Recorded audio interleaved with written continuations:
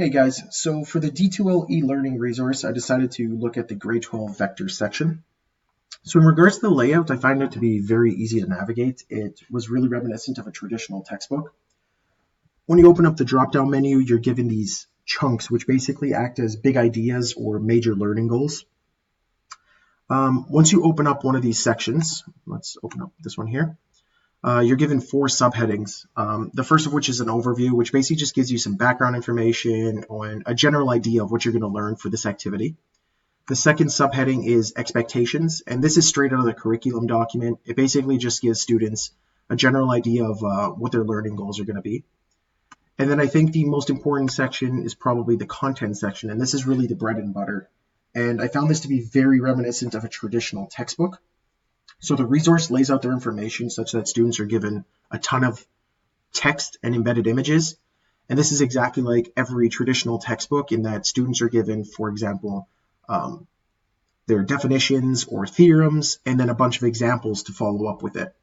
I thought what was good about this resource is that normally the solutions are hidden for their practice problems, which in a traditional textbook they're not. And this gives students a chance to really try them out and not see the answer before giving it a shot.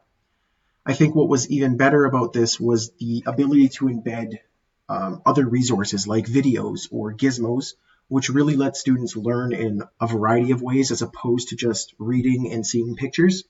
So in this case, students are linked to a geometry sketchpad, which lets students play around with vectors and really see the math in action. I think the other important aspect is that in addition to breaking down the whole unit into chunks or the whole course into chunks, each one of these activities is further broken down into subsections. And these subsections each represent one small skill that'll help them further understand the entirety of the unit. So in this case, for example, we have a subsection for addition and subtraction, and then another subsection for scalar multiplication. Once each one of these subsections are complete, students have a little check-in section, which allows them to basically check their understanding and see if they're on task. The final subheading is the assignments tab. And these assignments tab all from, or at least for this resource, they all seem to follow the same format for mathematics.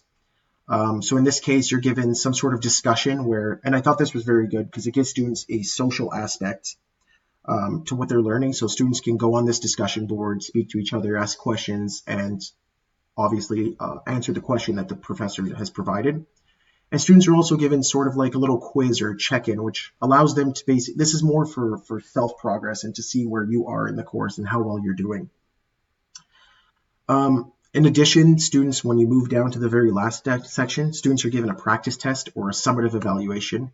And this essentially just acts as the end of unit chapter quiz or chapter test. So I think what's also important to mention is that every one of these are given a rubric, so students know exactly what they need to do in order to succeed and how to progress when they're trying to learn. So in terms of the principles of e-learning, I think the main ones that are found was the multimedia principles. So as I mentioned, there's a ton of pictures embedded into all of these. So it's not just words, it's often pictures embedded with their words. The contiguity principle I thought was very important also. So they kept everything that was related in together.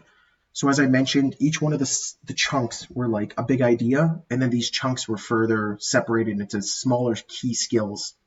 And I think that really goes into the idea of segmenting and pre-training. So again, just to reiterate, each one of the chunks represented one big idea for math. And then when you go into these chunks, they split it up into pages such that each page represented one skill you would need to learn in order to understand that overall big idea. And I thought that's extremely important in mathematics, and it's really the only way to learn mathematics, in my opinion. So overall, I found that the resource was very good in that it was sort of like an upgrade to a traditional teaching style. So in a traditional method, you don't have the ability to link and you don't have the ability to embed videos or activities. And so I thought that that was an upgrade. But as we mentioned in our discussion previous to this, it's not going to work for everybody. There are going to be students that are going to struggle with this kind of learning. And I think that a lot of this has to do with self-motivation and self-regulation. And a lot of these students they need that face-to-face interaction to get the motivation they need to learn and to ask questions and to really develop their understanding. As for what I think this needs, I think the biggest issue here was the lack of face-to-face presence and sort of the social aspect. So I think it would benefit for maybe the camera and microphone aspect that we use. And I think that would really fix things like the modality principle and the redundancy principle. And in that, I think students need some sort of narration in order to see and understand beyond just what's written on a page.